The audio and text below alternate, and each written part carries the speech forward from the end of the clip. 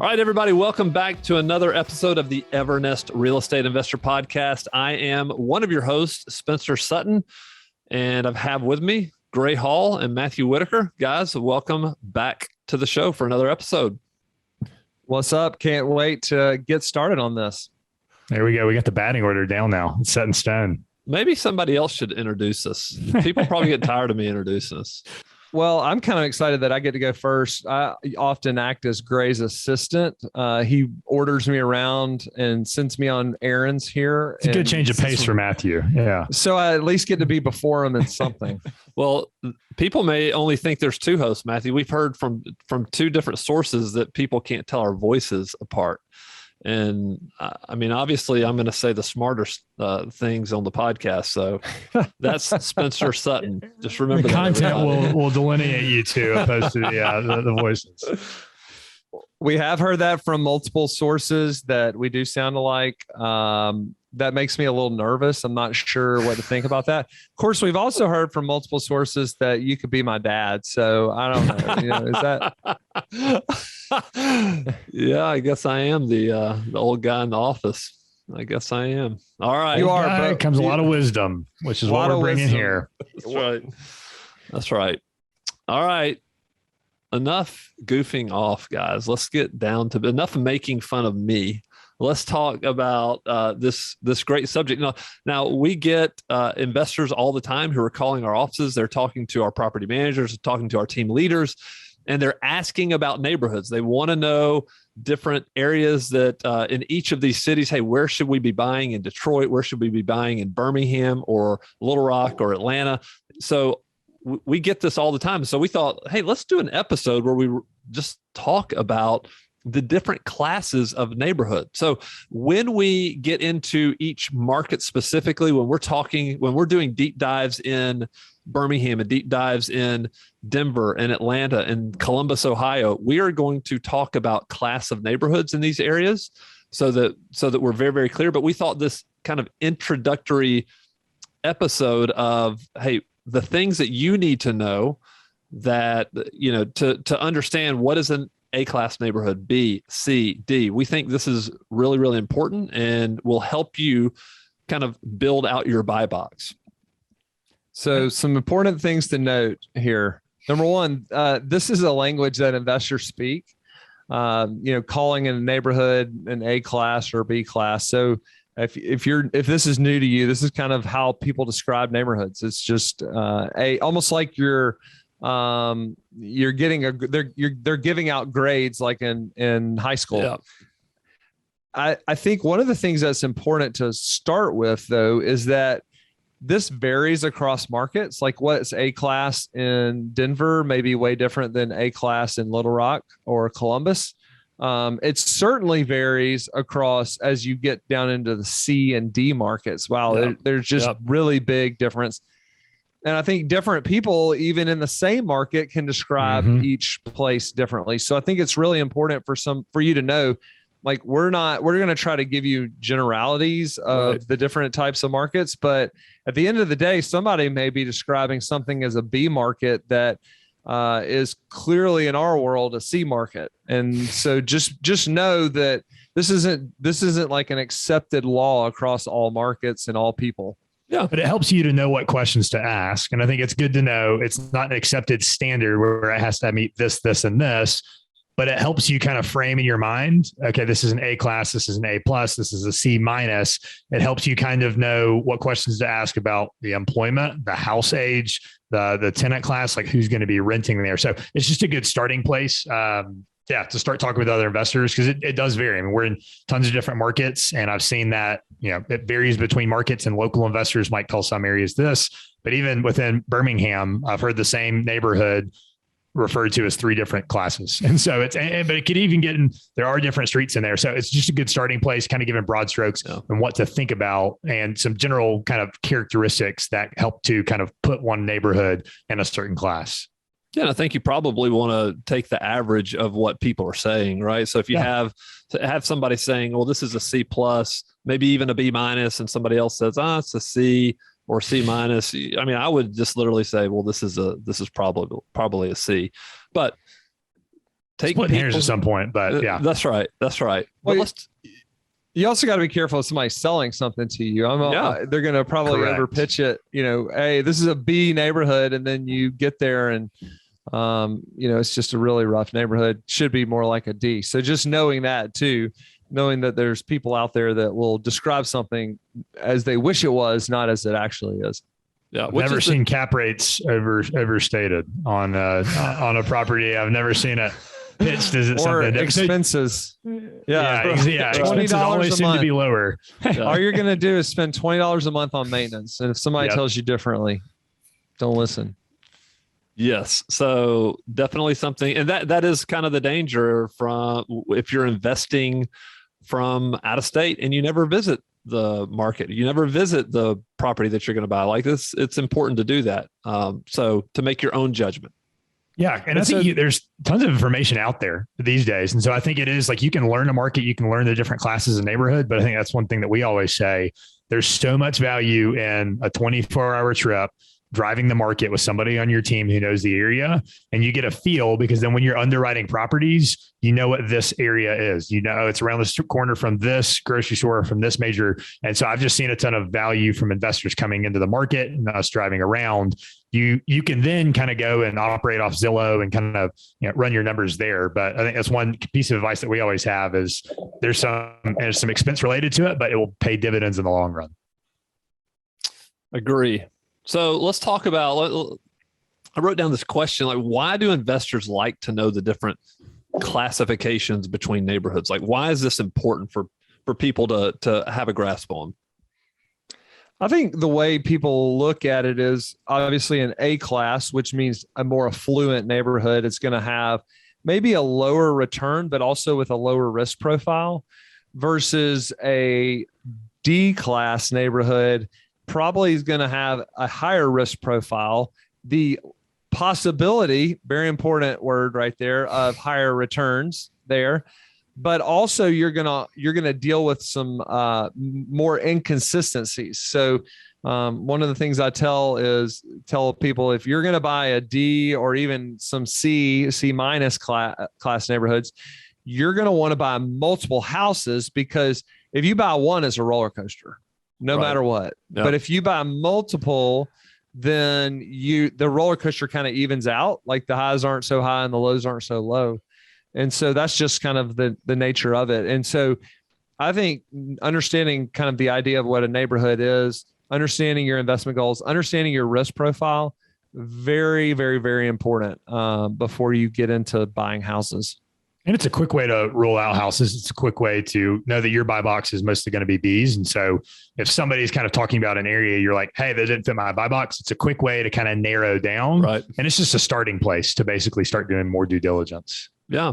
And I think your buy box, that's really important point there, because you could have somebody who wants to take a greater risk, right? So they're like, hey, I'm looking for the areas that may be D plus that could potentially come back. Maybe they're next to an area that's come back over the past 5 or 6 years, and they want to maybe capture some of that. So knowing that maybe they're even on the edge of a couple of these classes would be good. All right. So let's talk about this. What's the danger in painting an area with like a broad classification, like an A, B, C, or D, and something that's just like not scientific at all? Just saying, hey, in this area here, I'm just thinking of Birmingham right now, Gray. Like, hey, Eastlake is a C area, C plus area. What's the danger in doing that? Well, I think, and you kind of mentioned it, but seeing areas, I think part of real estate investing, and this is, you can't always get it right. We don't have a crystal ball, but knowing kind of the local market and when things are changing. Because if you outlay a C area, and we've seen this, C areas turning into, B areas, part of real estate investing is kind of riding, the growth. So where in places or cities growing? And so I think you might overlook where right now it is, but you might not know that some parts of that maybe are kind of pushing to a B. You're seeing some, more retail houses in there. You're seeing more money be put in. But I also think on the other side, you might be missing out. If it's a C class area and there's like 2 streets in there that somebody local is going to know, that is, for whatever reason, there's nicer houses, there's pride of ownership on there, for, the higher rents there. So I think it's you can't rule it out. And again, it's a good starting place, but I think intimately knowing a city and kind of knowing the classes, you're going to miss out on good deals if you paint it with a very broad, broad stroke. I would say smaller tertiary markets, zip codes cover a lot of ground in terms of relative to the size of the city. And so you can't just say one zip code in Little Rock or one zip code in Jackson, Mississippi is a C class, right? Because it covers a lot of ground on a relative basis. I would imagine, and Gray lives in Denver. As you get to Denver, zip codes are smaller relative to the size of the city. Probably still true that things change in the zip code, but maybe less likely to, right? Because you have more, essentially you have a bigger city, and you probably have more of the same kinds of houses in each zip code. Yeah, totally true. I mean, each of the cities, zip codes cover a broad area, and there's probably 1 to 2 different types of classes. But even so, if you're targeting A-class properties, I've seen those danger. It's a good area. One street is a good school system, and the other street is zoned for not a good school system. That is going to greatly affect your long-term return from a rent standpoint or a sales standpoint, or for a rental standpoint. And so not just lumping it in. If I only buy A-class properties, it's in the zip code, good to go. It might be on a busy street and on the wrong side of the street with the school zone. That might be a 2 out of 10 on great schools, opposed to the 8 out of 10. So broad strokes are very dangerous. It's just a good starting place to kind of give you a frame of reference and then kind of whittle it down from there. Yeah, great point. So let's dive into what makes up these different classes of neighborhoods. Like when people are saying this is a B or a C, what are they thinking about? Let's walk through some of these. Well, I think Gray just hit one. I mean, the school system. I will tell you, we one of the worst days of my life was one lady got so mad because we thought one house was in one, this whole entire neighborhood, save one half of one street. Was in street. This one city. It was actually half of a street. It wasn't even the whole street. For some reason, one half of one street was carved into a different school system, and we wrongly assumed that it was in the school system that everybody else thought it was in, including the school. Until one day, so they went to register their child, I think, and they were like, "No, that kid was in school." She called us and said they've just kicked my son or daughter out of school because the wrong school system. It's just very painful day in Evernest history. But it has saved us. Recently, I had an investor looking on that street, and that's the kind of local knowledge that you need from years of managing. Example. Great example. And we dropped down what the rent ability is, because I don't think the school zoning has changed. That kind of stuff can save you, but it comes from making mistakes. But schools are very important. I mean, that's what. If people have kids, they care about where their kids go to school. And so that's going to be a big factor in terms of desirability and then the rental rate. Also, an aside, learn from other people's mistakes. They're way cheaper than learning from your own. That's right. All right. So school systems is a big one. What about age of the home? Yeah, this definitely, go ahead, Gray. Yeah, big driver, just kind of grouping. And I think there's anomalies within everything. I mean, I know of new builds that are in a C-class neighborhood, and then also some older homes in the A-class, but typically the home is going to be newer.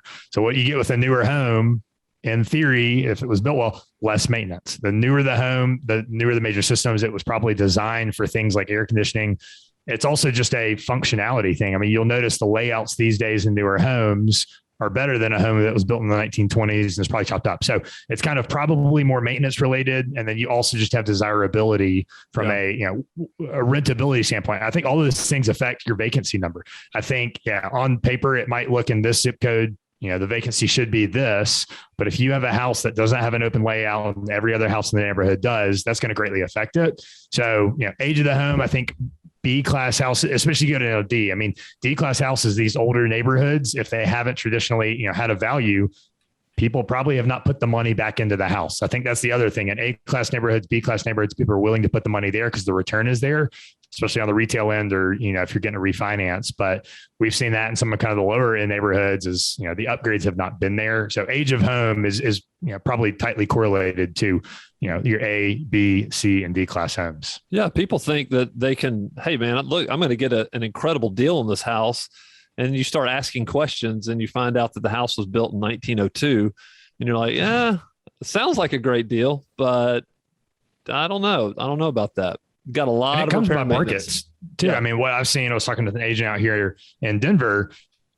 There are homes built in the 1920s, but because the values, people have put the money back into it. But the same house in Birmingham is worth a fraction of what it is, and it has just not been maintained. And so I think kind of knowing the market you're in is, and obviously you'll find it out in due diligence, but what kind of the big things? I mean, we're just always looking at the big ticket items. Typically A-class homes, B-class homes are going to have newer systems that are going to have less kind of long ongoing maintenance. Just be more prepared for C and D-class homes, just due to the age of the home and the plumbing, the electrical. Those are big ticket items that if they haven't been done, they're probably going to be done on your watch, and they're not cheap. Right. One thing I like to look at is the commercial property around there, and what types of stores, what types of businesses are around there. You're looking for Whole Foods, aren't you?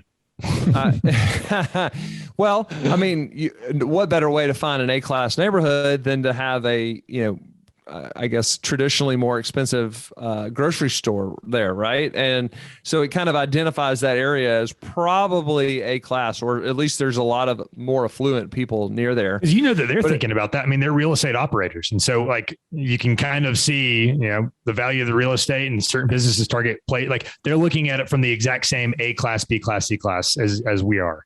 Exactly. Leverage other people's knowledge. And that's what you can do with certain types of, like I always say, if I see a lot of auto zones or car part stores, it's probably a low B through D class neighborhood, just because you have a lot of people that are obviously fixing their own cars. And that obviously doesn't happen in the the more affluent areas. They pay people to fix their cars. There's all sorts of businesses that can kind of lead you to believe in that area. I mean, and you can pull businesses up on Google Maps and find out what types of businesses are. That's a great way remotely to do it. Yeah, it absolutely is. We've even talked about that. Where Spencer got that is we jokingly say, hey, where should our office be when we're opening a new office in a new market? And I have the Whole Foods rule where I say, well, the safest thing for us to do is just be within 2 miles of a Whole Foods. We know that they've done their market research, and that's probably a relatively safe area of town for us to be. And, you're not going to make a mistake going with Whole Foods. And so just understanding what commercial, riding up and down kind of Main Street and seeing the commercial will tell you a lot. See, to me, D-class neighborhoods have a lot of vacant commercial. Yes. I mean, that's a real key indicator in that. And then, as you move up, then you get into like auto parts stores.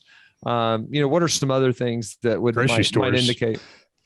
We've seen, and there's a area in Jackson, and there's not a grocery store within X number of miles, but there's a lot of kind of more, quick marts or kind of smaller, maybe, Dollar Generals. And so, that they all kind of just build this profile of the neighborhood, because I think you want to understand, where does your tenant work? Where does the tenant class live? Where do they kind of shop? And as long as there's no right, wrong, or indifferent. It's just matching it up with what you want to invest in. And these are kind of shortcuts from your desktop that you can do from the comfort of your couch, where you can better understand the market, because that's super key. And I think also too, like talking about knowing where things are growing, reading the local business journal, what type of commercial developments are going in. Because I know in Chattanooga, there is, an area kind of on the southwest side of town, and there's tons of new builds going in. There's also, Chick-fil-A and a Starbucks and a Target, and right across the road, there's some older houses that people have gotten good deals on. And over time, that should push up the value with, higher priced homes. And so all of those kind of things, it's kind of this, like, if you're in it for the long run, some other strategies to think about strategically, where should you buy to put yourself in the best chance for it to appreciate over the long run.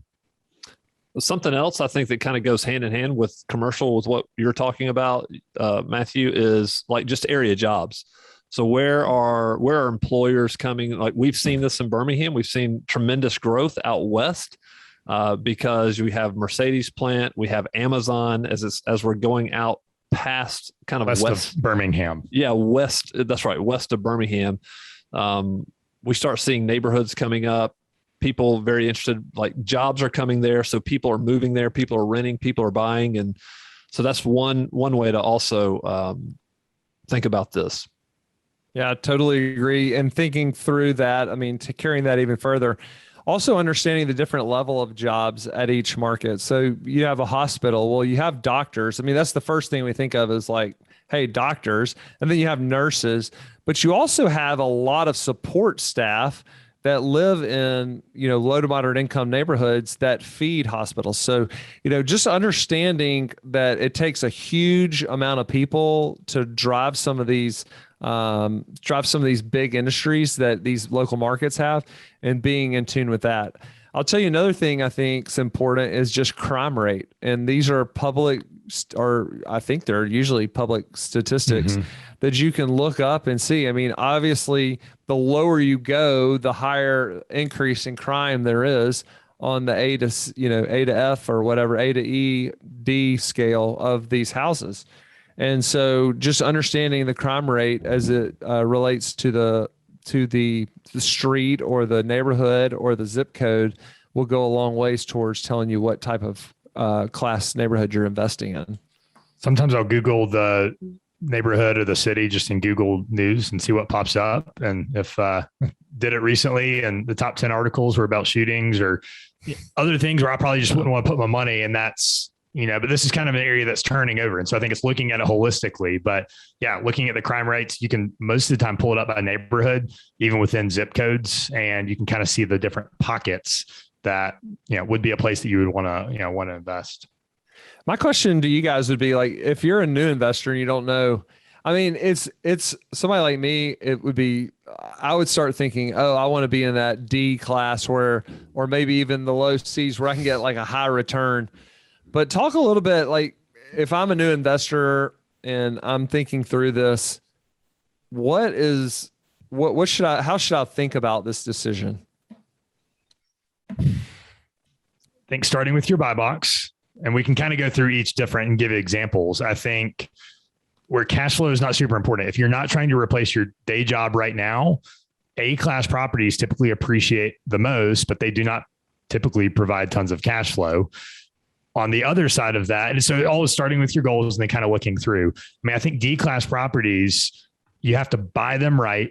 You have to really, really inspect them because the cash flow on paper looks good. If you can rent a house at 850 and you can buy it for 40, those numbers check out. And that's about a 2% roll. But knowing what you're buying, I think you just have to do way more due diligence and have a really good understanding and a really good maintenance team too. Because I think you can get taken to town if you get the wrong contractor in there on some of these kind of low income properties. So I think there's different kind of, experience that you need to be able to be successful in each of these areas. It's probably easier to be successful in a B or a A- area, even though returns are going to be lower and called successful. I think it will operate smoother, but I think it's going to be more of a roller coaster in the D and the C class. And I think also can you kind of get a property that might be in a C class area? Can you make it, more of a B type property? I think that's another way you can look at these things. So all starts with your buy box. I think the returns on paper look great. I have too often seen investors get frustrated, get burned out because what was sold to them is not coming true. So just kind of being very careful with being sold some of these returns on some of these lower, maybe C or D properties. Even houses that they buy in, that I've seen investors buy in D class neighborhoods that, they think, hey, this is going to be great. And right off the bat, they're experiencing all kinds of maintenance issues, like just right off the bat. And it gets frustrating because these are things that have to be fixed if you want to keep the tenant. You don't fix it, you just lose the tenant, and then you've got more problems. Yeah, and I think like income, if you start to thinking about like the A class, I mean, the lower income, which is going to be more government subsidy, is kind of going to be in that D class and C class. I mean, C class is where I see a lot of investors start.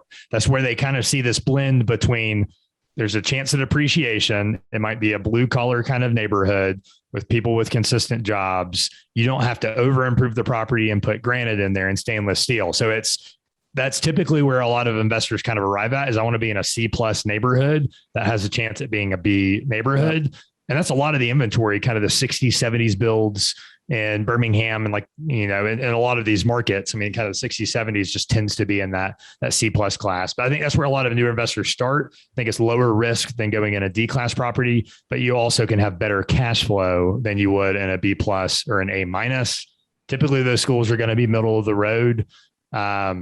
But it might be people who've kind of lived in the area and want to stay in the area and are okay with that. And so I think that's the other thing too. People aren't moving kind of across the city a ton of times. I think people kind of find their pockets. Yep. And so I think if you can find a property that's got a decent chance of appreciation over the long run, it's got good cash flow, and you can put a slightly better product on the market than what is there, that is where I'd probably tell somebody to look for their first house.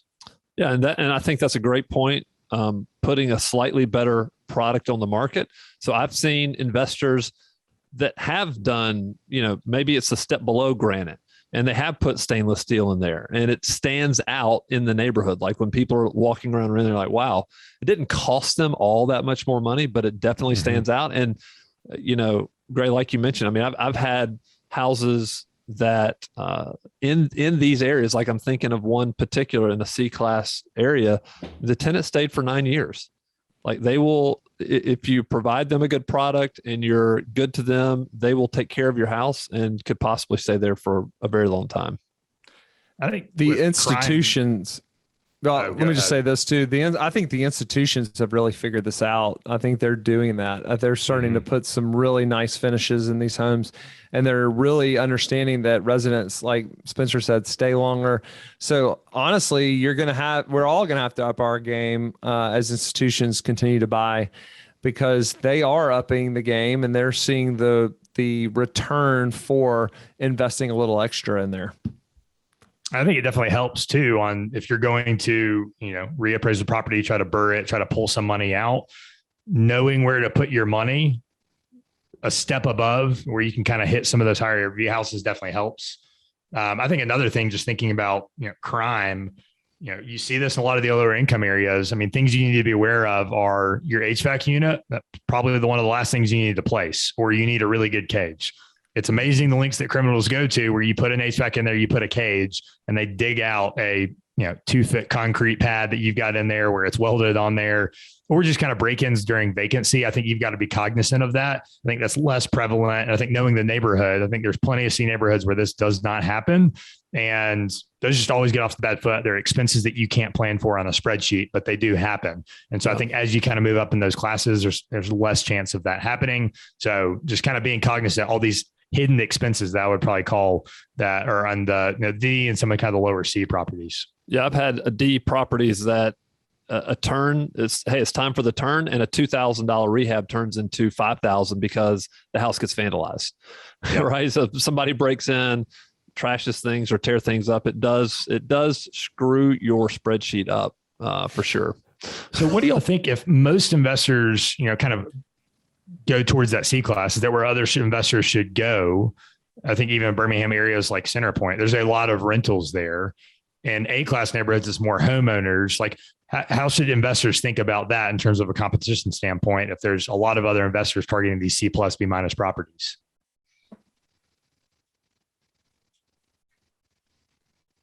You left us speechless. I think that's a great question.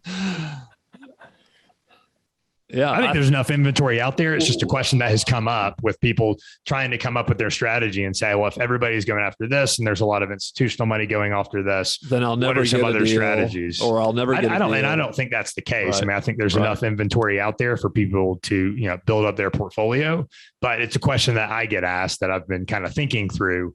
But I think, again, it comes back to there's enough houses to buy.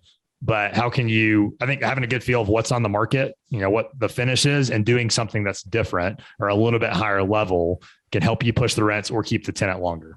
I think this gets, to answer your question, I think it gets into being an expert in an area and understanding it really, really well. And that's how you compete, right? Like most people make the mistake of trying to be a generalist on a certain area. Like, I'm going to be the best at Birmingham, or I'm going to be the best at Jackson. I'm going to be the best at Chattanooga. Well, I just want to be the best at this zip code. And that's where you start to compete. And that's where you can find the deals, and you get to the deals first because you know that zip code better than anybody else. Or if you've been in all those houses, the layout, and you could maximize it in this way, or you could add a full bath here. Like those kind of things, there's a magic happening because you see that listing come up. And you might look at 200 that don't work, but when you see that one, you jump on it fast and you know the value of it. Because I think also too, if people don't know it that well, if you know that you could get an extra $200 in rent by adding extra bathroom or making an extra bedroom, you can afford to pay a little bit more because you have that kind of insider knowledge just through experience. So not only should you be an expert in an area, you should be ready to pull the trigger. Like you need to have everything in order, right? So have your team lined up, have the funds available so that you can jump on things. We have won deals just by being faster than everybody else, and being willing to take down a property. So not having a ton of contingencies. Well, no, I need a 60-day inspection period, all that stuff. Does that help answer that question? I hope. Yeah, it did. As we were speechless for a little bit. we got to the point when we were buying houses kind of post-recession that we were going through so many deals. There were so many foreclosures that I could look at a picture of the outside of a house and tell you what it would rent for just based on the address in the picture, what it would rent for, and what probably within a few $1,000s, how much I was going to have to spend to renovate it. I mean, that's how good you can get at some of these things. And so that's called becoming an expert at an area. And so that's what I'm saying. I mean, you can really compete with people when you do stuff like that. Mm-hmm. So I think, why don't we do this real quick, guys, as we finish off, let's talk about the pros and the cons of each class of market. Just kind of quickly go through them just so people have an understanding of like, hey, here's the things that are great about it, and here are some things that you may want to think about. So let's talk about let's start with A class and move down. So what are the pros of A class properties? Well, obviously we've talked about great schools, so great areas, fantastic properties, appreciation. What else? Typically well qualified. Yeah.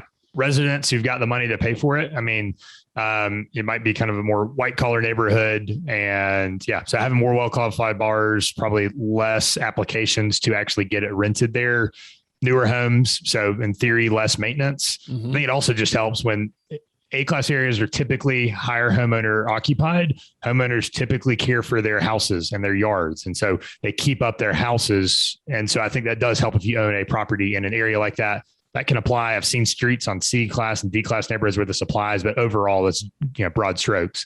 I think that'll help your investment as a long run. All right. What about? I want to do the cons. Yeah. All right, Matthew. Bring the bad news. What are the cons of the A class properties? Well, one of the things that's interesting is the residents don't stay as long. You generally don't have like lifelong tenants in these houses, where in some of these lower income areas, they're lifelong tenants. And so they're just going to rent for longer. And you might have, like you said, Spencer, somebody stay for 9 years. You're just not going to do that. Generally, these people are moving out maybe they're moving out of the house because they're building a house for a year. They're moving into the market and they don't want to buy a house immediately. So they're renting for a year until so they can kind of understand the new neighborhood. I mean, you're just not getting long-term residents. It's also generally more expensive from a property tax perspective too. Yeah. These areas from a property tax, I mean, there are places that I've seen investors buy where it may take 3 or 4 months of rent just to pay the property tax bill. And that just eats up a lot of income. So those are my first two that I thought of. Anything else, Gray? No, just lower returns. Yeah. Matthew kind of hit on the head. And it's just interesting to see tenants but we've absolutely seen that. They're waiting to buy their house or they want to move somewhere else. I think it's just also a higher probably expectation from the renter standpoint in terms of things you've got to fix. And so that can eat in with just kind of small expenses. But when you've got a nicer property, there's a certain level that tenants expect if they're paying X $1,000 of property. And so kind of being aware of that was kind of a shock sometimes when you see that in some of these newer properties.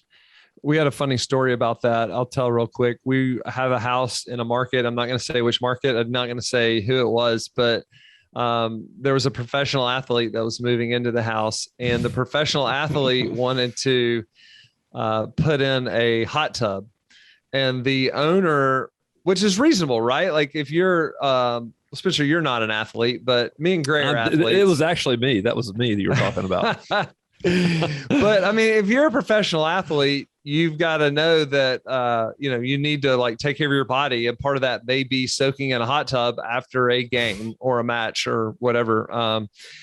But I don't know what it was about this owner, but in their mind, they were going to have this like wild parties. It was all about parties. It was like the most weird conversation.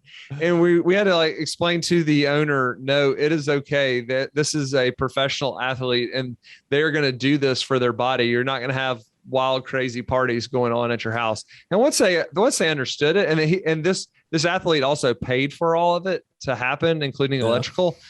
But it's really funny. You don't get requests like that in some of the other B, C's, and D class neighborhoods. Well, in his mind, what he was seeing, this was a gated community, $1 million house. What he was seeing was like his neighbors looking at this wild party at his house and going, "Oh yeah, I cannot believe you put somebody in here." So yeah, oh yeah, and that may be another negative actually of investing in A class. Your neighbors are not going to be happy to live next to a rental house. I mean that's entirely possible. True.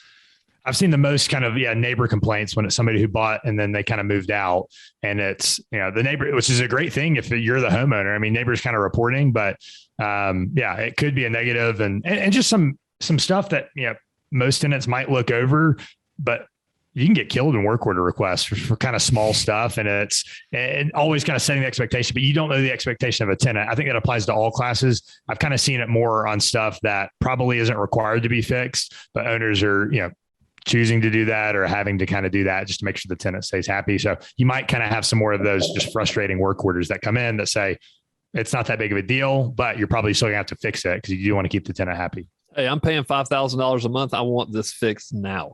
Yep. There All you right, go. let's move on to B class. What are the pros? Some pros for B class.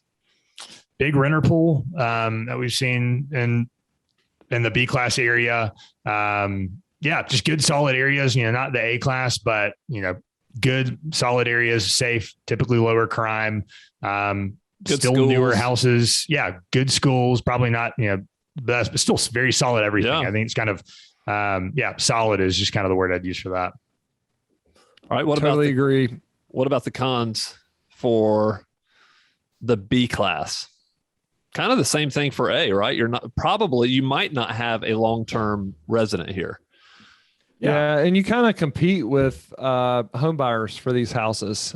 Traditionally, these are still homeowner neighborhoods, and they're just kind of getting closer to blue collar or starter home area. And so, you compete with homeowners in those areas for these homes. So they're willing to pay highlight.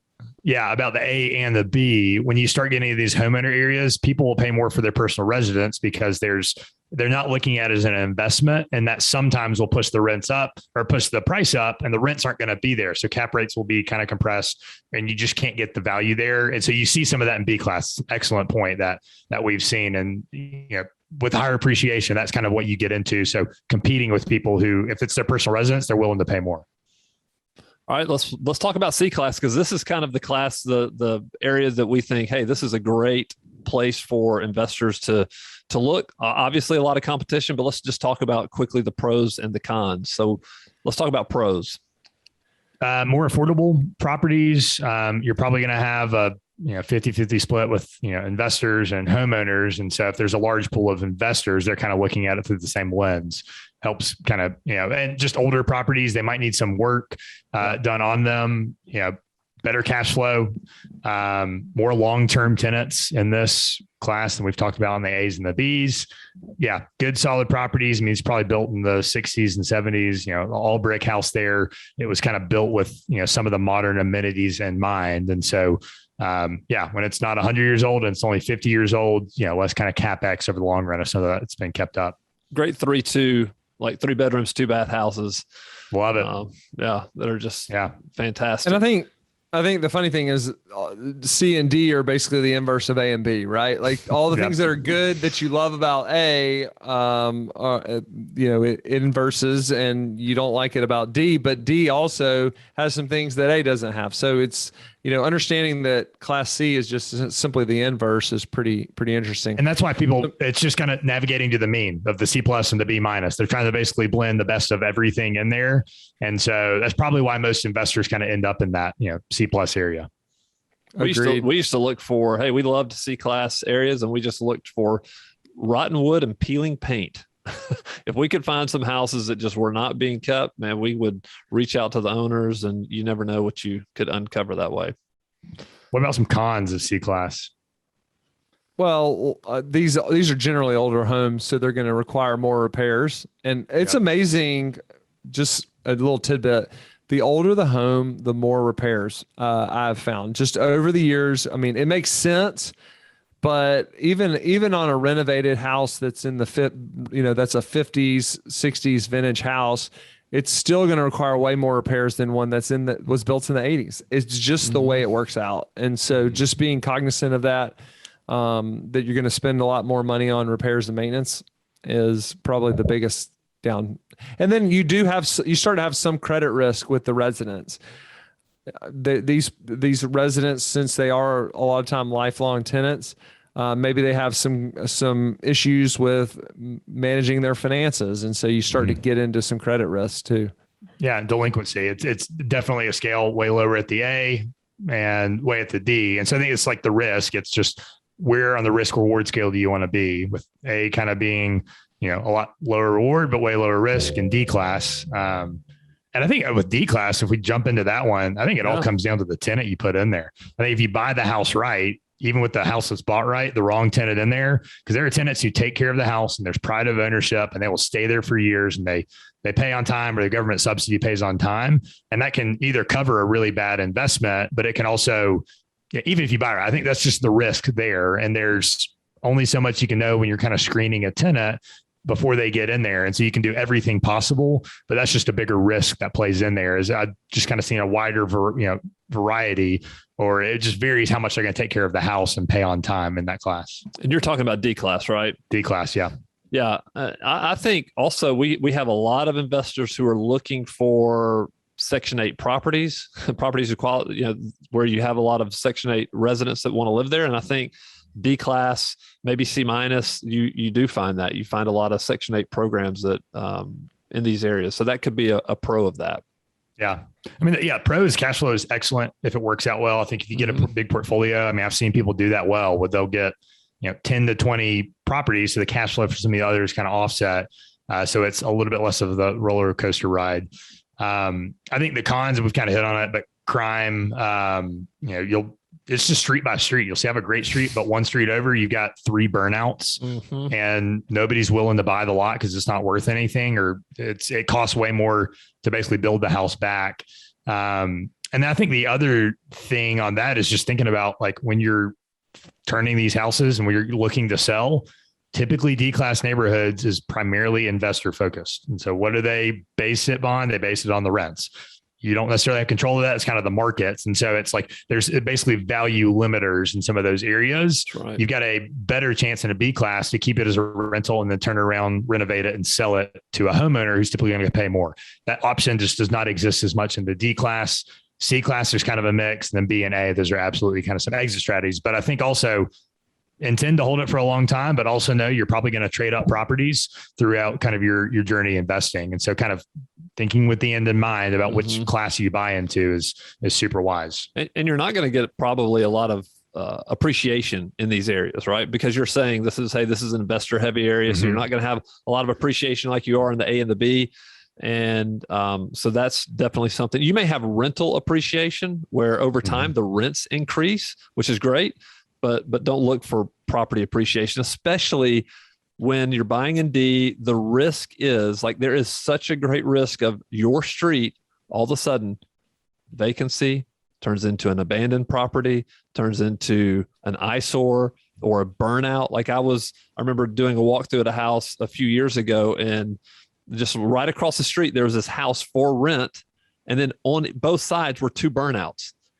And let me tell you something, you're not going to rent that house. I mean, It's going to be next to impossible to rent that house. And I was just like, wow, that's tough. But that's a D-class neighborhood. All right. Anything else, Matthew Gray? All right, guys, this was good. This is it for this episode. And so if you haven't already, make sure you subscribe to the podcast, share it with your friends, leave us a review. Most definitely helps other people find our podcast. And we will be back with another episode of the Evernest Real Estate Investor Podcast.